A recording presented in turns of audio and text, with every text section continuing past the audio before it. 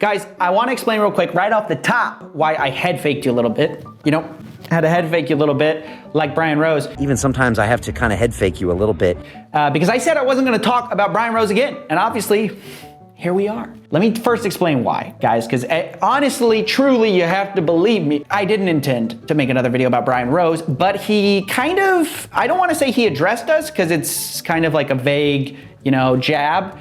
But he took a dig at CoffeeZilla. He took a dig at all of his critics in a recent video where he responds to this Vice article that was written about him. Now, if you don't know, if you haven't seen it already, Vice just tore Brian a new one in this article they did, and Brian responded to it and tried to spin it as if, oh no, this doesn't hurt me. You can't harm me, Vice, you're just the BBC. And in this video, I will get into the specifics in a second, he says something about how he's okay with criticism and he's happy to respond to criticism, which is such a lie. He does not want to respond to criticism, and everything is about creating the illusion of transparency with you guys. Because look, if you guys go back to Brian Rose's meltdown, he doesn't believe in transparency. You see it in his post. He goes, transparency was never my aim. That was when Brian was, being open with people, but then he changed. He did a 180, right? He realized that wasn't gonna work because his audience was gonna have that. So then he puts on this illusion of transparency where he posts a video, for example,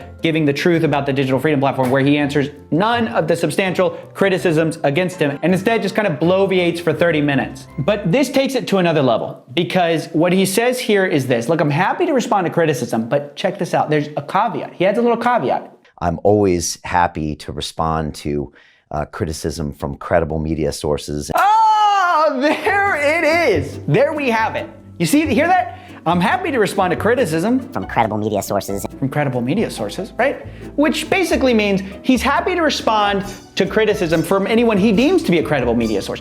But then get this, after calling Vice a credible media source who basically regurgitates the arguments I've been telling you about for weeks and doesn't even get to all of them, he then goes and says you can't trust Vice because they're just like the BBC. Vice, I'm a bit disappointed in who you've become. It's just something that I think it's turned into more of something that's like the BBC. That's what it feels like. It feels like mainstream media to me. In the title of his thing, he says Vice isn't credible because they're just mainstream news now, while also saying he'll only respond to comment and criticism from mainstream news. So do you catch that? He's on the one hand saying mainstream news is incredible. It's absolutely bogus. Anything they say, Vice is just like the rest of them, they're lying, but also will refuse to respond to criticism from non-mainstream sources, from independent sources like me. But let's say you're Brian. Let's say you don't want to respond to me because you don't consider me a journalist. Okay, it's fine. Yeah. I won't take that as a dig. And let's say you also think that Vice is incredible because they're just like the BBC now. Well, what if we had a beautiful balance of those two things? What if we had a YouTuber who is independent and an independent journalist, but also they had mainstream journalism experience? So they're definitely a journalist and they're also definitely independent. Would you respond to, I don't know, Rebel Wisdom, who's contacted you 6 times with real criticisms to your platform? No, Brian won't do that because Brian isn't transparent like he wants you to believe he is. And so this, I'm not gonna lie, it triggered me a little bit. And I realized, this guy, I can't not respond because it's such a blatant lie to his audience that, oh yeah, me, Brian, I'm fine with being criticized. I'm happy to respond to criticism. But he's not, and he lies in this piece. Because look, here's one thing Brian says. He says, I responded because I want to respond to criticism of me, right? I'm transparent Brian, transparent, London Real. I'm going to respond to all the criticisms of me. I responded to each point of Vice. So I responded to every single one of their questions and replied back. But that is not true. In the first few paragraphs of this thing, right here, I asked Rose via email why he denied freedom of speech from commenters, but he did not address the question in his response. So right off the bat, Brian Rose is lying about his transparency. He's not being transparent because he does not respond to criticism from credible news sources because, look, call me not credible, whatever. But don't go after Rebel Wisdom. Don't say you responding to criticism from credible sources when Rebel Wisdom's out here criticizing you and you don't respond to comment. But also, while calling Vice a credible news source, also basically discount everything they have to say by calling them too mainstream, right? And don't say you're 100% transparent and you're answering all their questions when clearly you're not addressing questions. He omits very serious criticisms of him, like this one, like Brian Rose's total hypocrisy with freedom of speech. He's the digital freedom platform guy, but he himself censors comments. He himself will block people. Like, how ironic can you get? And yet, while maintaining the illusion of transparency, he doesn't respond to this very basic criticism of him. And I just wanted to bring your attention to this because I think it's really important to understand that the values Brian proclaims to be for, he's for them when it benefits him. So he's for freedom of speech, and he calls himself in this piece an absolutist for free speech. He goes on about this. He gives himself several pats on the back. He almost breaks his arm patting himself on the back. They call me an absolutist when it comes to freedom of speech, as if that's a bad thing. You're damn right I'm an absolutist. But at the same time, we know he's censoring comments. So what is it, Brian? Which is it? Are you an absolutist for free speech, or are you for censoring comments and taking down any speech that is in your house, right? Like the cognitive dissonance that is required to hold these two things at the same time. I'm gonna censor comments, but I'm also gonna say I'm an absolutist for free speech. I don't understand how he lives with this.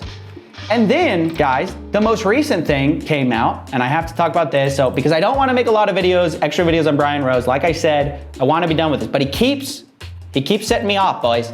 He keeps sort of taking jabs at us, and you know what? When he does that, we have to respond. He also posts this thing about how his TED Talk is banned on YouTube with 1 million views. Why? Freedom of speech no longer exists. And basically he's pissed off that TED removed videos from their YouTube page. Like, it wasn't YouTube that removed them. TED themselves decided, look, we don't want this guy on our platform anymore because of the stuff he's saying in other platforms. Now, Brian Rose takes huge issue with this, and he says, you know what?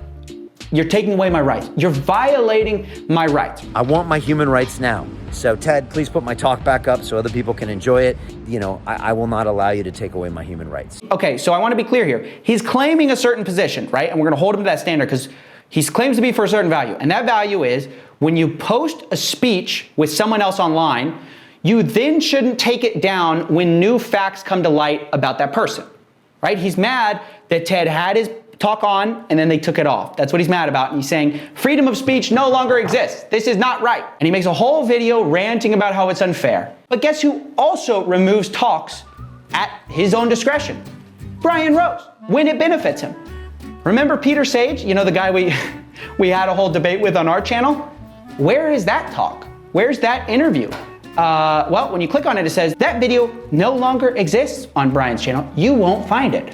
Why? I don't know, because Brian, at his own discretion, for whatever reason, it doesn't really matter, said, I don't want this guy on my platform. So which is it? Is Brian for free speech? Does he want his TED Talk to be on Ted's platform regardless of what he does in the future? You're damn right I'm an absolutist. You know, I will not allow you to take away my human rights. Or does he also want to have Peter Sage's talk taken off of his YouTube channel because of what he did? This is just blatant, classic hypocrisy, and the fact that he tried to discredit, you know, myself and Rebel Wisdom as, oh, we're just non-credible, you know, news sources. I'm always happy to respond to criticism from credible media sources. I'm only going to respond to the stuff I like, because anything I don't respond to, it's just discredited. It's just discredited news sources. While at the same time saying, oh yeah, Vice, who's Vice? Vice is just the BBC. How can we trust Vice? And it just shows that you have now become part of the mainstream media. I'll respond to Vice because they're the only credible news source who's talked about me. But at the same time, Vice is incredible because you know what? They're just the BBC. How dare they? They're just the BBC. You know what, guys? I just wanted to make this quick response because a lot of you have been just talking to me, asking me to respond to this whole Vice piece. And yeah, I'll just say disappointed with Brian's response because once again, it shows that he's unwilling to face the real criticism. And again, criticisms he hasn't answered. Why did you spend $40,000 on your own London Real platform when you said the digital freedom platform would be independent? Why aren't you using BitChute? He says it's because BitChute doesn't have live streaming, but why do you need live streaming? Is live streaming worth spending millions of dollars of your supporters' money when you claim to be frugal? Why are you censoring comments when you proclaim to be a free speech absolutist? Why aren't you responding to Rebel Wisdom, a real journalist who's an independent media source, when you claim that Vice is too mainstream? Why aren't you responding to independent news? Is it because you don't find independent news credible? Or is that you're just playing a game. You're playing a game with your subscribers and you're trying to only respond to stuff that puts you in a positive light with them. Ultimately, that's it, guys. That's my quick rant on that. Sorry to bring this back up. We're done. We're done for sure, and I'm definitely not head faking you this time. And you know what? No more talking about Brian Rose. We'll never have another video about Brian Rose. Maybe. Sometimes I gotta. Even sometimes I have to kind of head fake you a little bit. And don't forget to smash like and subscribe. Thank you.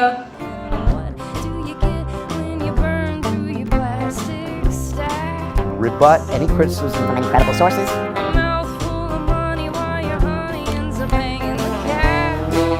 Any criticism from any credible sources.